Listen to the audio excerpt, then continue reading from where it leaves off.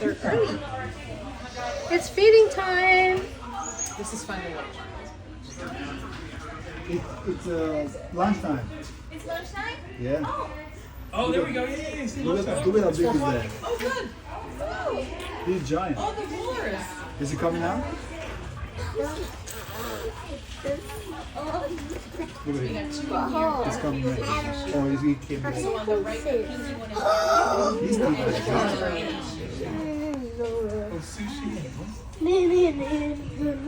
Hello everybody, welcome to Wild Arctic. My name's Zach, I'm an animal care specialist here. This is Brittany and Drew.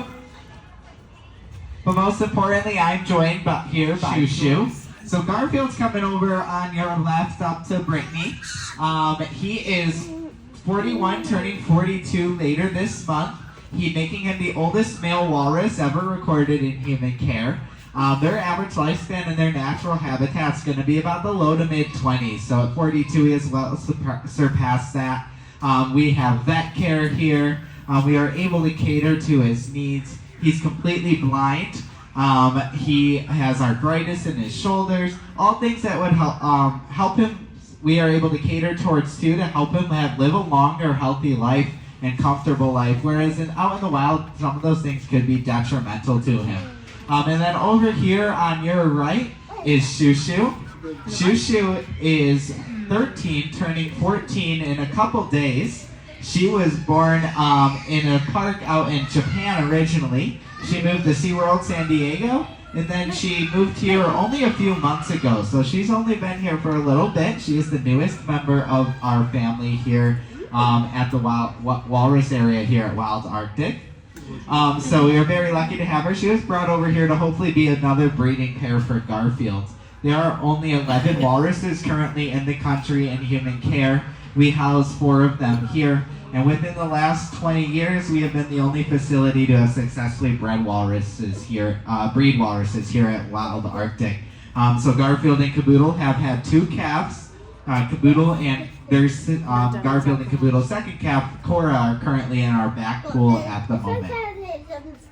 So Shoo Shoo is brought over here to hopefully be another breeding pair for Garfield, so we can continue on that population here within the United States. There are only 3 facilities that house those walruses. It's us here at SeaWorld Orlando, SeaWorld San Diego, as well as Point Defiant Zoo out in Tacoma, Washington. So those are the only 3 places currently with walruses able to be seen by the public here in the country.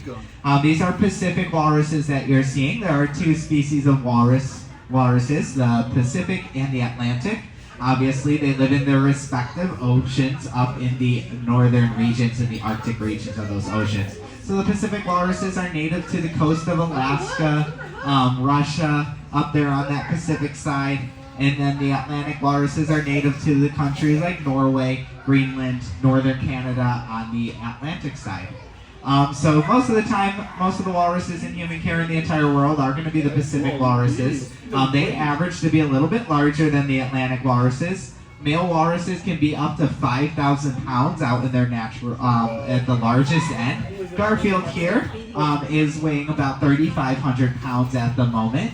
When he was a little bit younger, his largest weight ever was about 4,200 pounds. And now at his older age, with the arthritis developing in his shoulders, we do like to keep him a little bit on that lower side. It's also better for his heart as he ages, and it makes it a little bit easier for him to get around.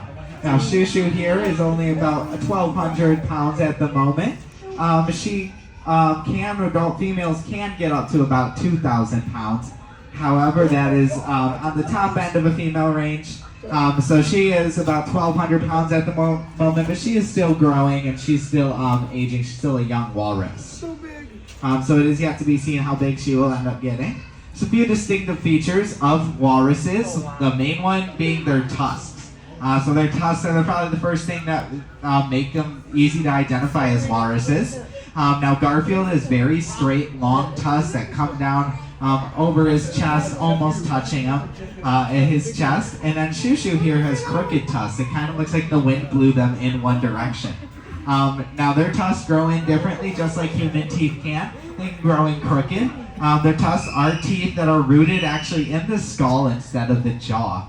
So those tusks, their primary purpose is to be used as ice picks in their natural habitat. So they reach their head up above the ice, dig their tusks in, and kind of pull themselves up onto the ice using them. So they can break or they can chip. If a tusk were to break and get an infection, that infection could travel up into the skull and into their brain.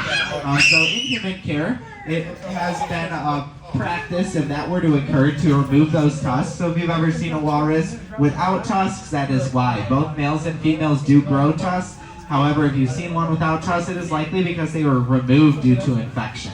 And they don't really have to use them the same way they do out in the wild here in human care, because we have ramps built into their environment for them to get in and out of. So they don't quite have to use them the same way. One thing that's really fascinating about those tusks is if one grows, the other one stops, or if one breaks, the other one stops growing to allow that one to catch back up to it in length. So they can stay even and stay most effective for them out in their natural habitat. Look at her, she's like, Walruses are able to move around pretty well, both on land and in water. They use those front flippers kind of propel themselves. And they also use them as legs on water, kind of to walk. And they also have back flippers that they're able to stand up on a little bit and walk around on land as well. They can move around pretty quickly on both surfaces, or above the surface as well as in the water.